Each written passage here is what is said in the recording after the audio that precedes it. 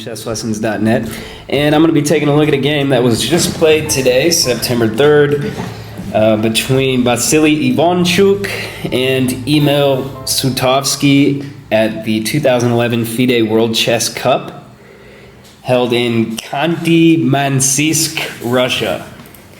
Ivanchuk is obviously a freak, he's a monster, but Sutovsky is no slouch. So Ivanchuk starting out. Looks like we're going to have a typical knight orf when Ivanchuk plays f3, which apparently he played immediately, indicating that he had prepared this line, maybe specifically for Sutovsky. So you definitely don't see f3 very much, but it's an interesting idea by Ivanchuk. The only problem is maybe black could try to play like knight c6 and d5, but Ivanchuk's idea is to try to achieve some type of Maroczy bind type structure on the center involving a pawn on c4. So e5, so Sutovsky responds very actively, and usually the reason you don't see e5 in main lines after knight c3, e5 here is because white has bishop b5 check when he's going to be able to reroute the knight to f5 to e3, something like that, controlling the d5 square. Getting pressure, something like this. And white's got a lot of pressure on the position. So that's the reason why black normally plays a6 in this knight orf. Yeah, I mean, that's why black plays a6. So, but after f3, Sutovsky plays e5 because now I guess it's not as effective. With the bishop here, I'm just assuming this just simply isn't as effective. Maybe this is the reason. Something like this, maybe knight b6 and d5. So, okay, just to clarify. So, e5, and so now Sutovsky really played. I was very impressed by his play, because Ivanchuk is such a creative player, and he's such a crackhead. I mean, he plays any opening. He doesn't care. He's definitely one of the most creative players ever. So Sutovsky responds ambitiously, though. So a5, very attentively trying to pick up on this knight on b3 here. And this really pinpoints the weakness in Ivanchuk's system, because after f3, when the knight goes to b3, it's a whole different ballgame. Knight c3 would be the normal development move instead of f3. So now c4, so Ivanchuk's taking the time. And so now a4, and here is Sutovsky's idea, queen to a5. So really a neat idea. a5 to a4, knocking off the knight. And now he follows this up after queen d2. If knight c3, a3, and black has got some very good pressure. So instead queen d2, and now Sutovsky plays excellently bishop to e7. So now all of a sudden this bishop, which is usually stuck on e7 in this kind of knight orf or Sicilian type structure, now it's going to come to life through this diagonal, the d8 to a5 diagonal. So now Ivanchuk's trying to regroup, and knight to a3. I've seen maybe it's kind of forced. I mean, knight to c3 here, I guess, is just not as good because of the weakness of the d4 square. Maybe even bishop b6 immediately. Who knows? Something like that. So that's why I would guess he didn't play knight to e2 there. So also knight to a3. I mean, white does want to stop black from playing a3 to undermine him. So knight a3 does that as well. So now nice queen trade to activate the bishop here, and knight c6. Also trading queens took off the pressure that white had on the d6 pawn.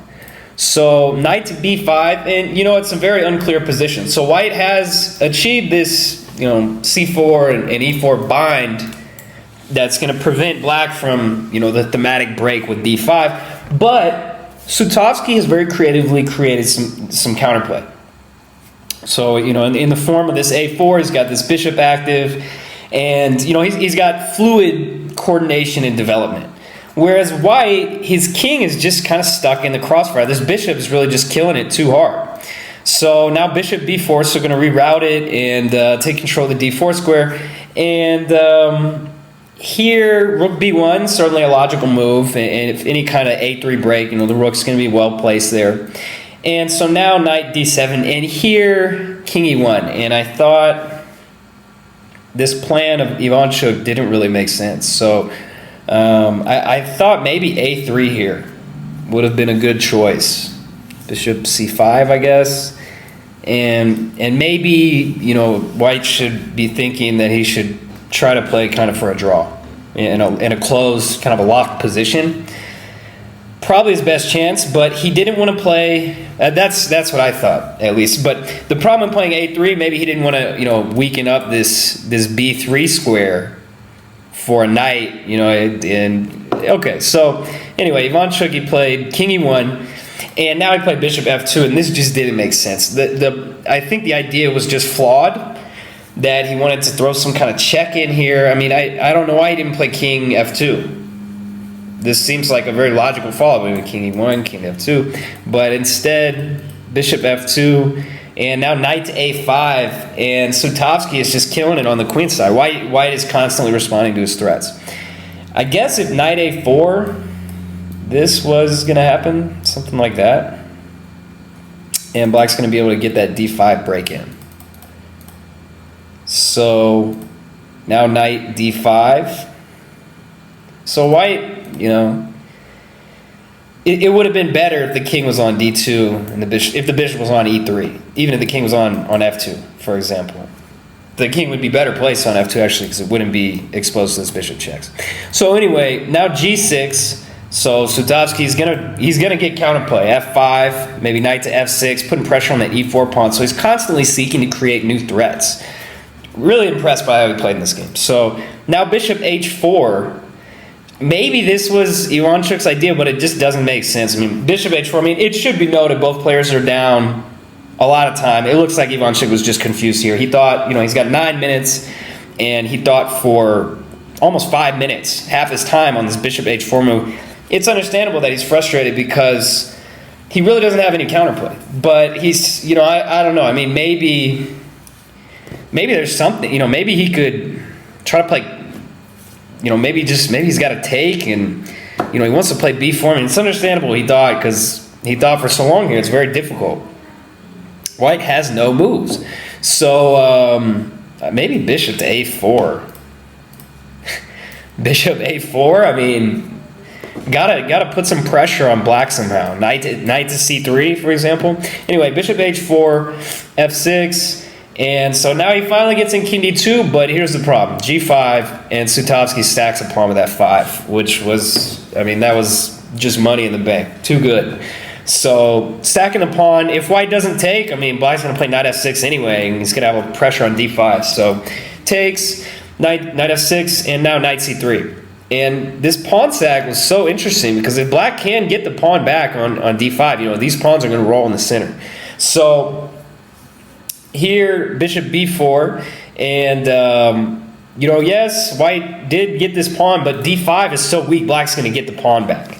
So here, king d3, and rook c4. So Black has perfect coordination. The knight on a5 supporting this. It's restricting White from opening up his rooks with b3. And now rook c4. Black's even threatening rook d4 check. And White's king is in no man's land. So bishop f2 and rook c8. So perfect coordination. So much pressure in the position against White. Bishop e3 and now a3. So Sutovsky's not slowing down the momentum. He's taking the initiative, and he doesn't care about the g5 pawn. He's going to play a3, and you can see the perfect plan. He's got this pressure on the c file. He's going to undermine the b2 pawn, and that's it. So knight b5, so Ivanchuk's got to get out of the way. He's got to sidestep some of that pressure. And bishop e3 is also defending the c1 rook. So now pawn takes, and a couple of exchanges here. And now bishop takes g5. So White's got he's got this pin here. But Black has got this pawn on b2. And here Sutovsky just loses it. He plays e4, which really took me a while to figure out. Ivanchuk played king d4.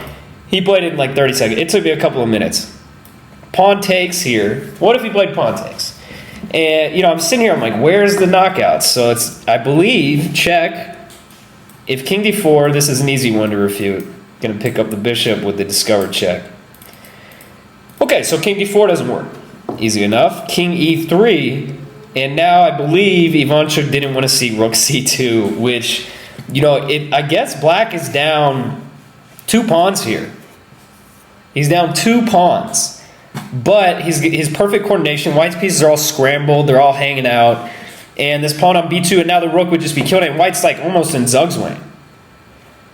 If knight d4, bishop d2 check, forcing king f2, and now I believe rook c1, this is so crazy, rook c1, so now he's attacking the rook and the bishop's hanging, so bishop takes f6, and rook takes is forced, nothing else, and now bishop c3. It's like a 10-move combination, and that's just one line. So now bishop c3 is going to win. Black's going to win a piece. I mean, I guess this is, you know, and white does have a lot of pawns, but black's attack is way too strong. He's going to crush through. There's no way he doesn't.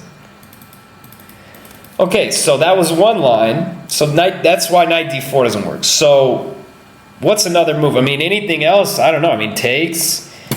Black is still going to have all this pressure. And now, you know, he's still got bishop to d2. So really nuts. The whole pawn sack. The rook is just too active on c2. It's just too active. So let's go back. So e4, and Sutovsky played, yeah, e4. Ivanchuk king d4, which kind of just lost on the spot. I think he had to go with king. He had to take the pawn, I think. So knight a3, and if rook takes, it looks like white's going to be okay, but then check. Going to pick up the rook. Problem is knight takes b5 check. So knight a3, so white's got to take it. And a nice little intermediate move by Sutovsky, getting the discovered check and b5. And now it's really just over. After rook b8, Ivanchuk resigned because, you know, c2.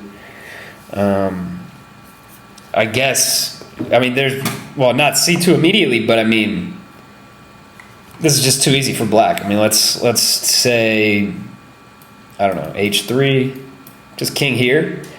And white's king is paralyzed on the a file, so is the a2 pawn.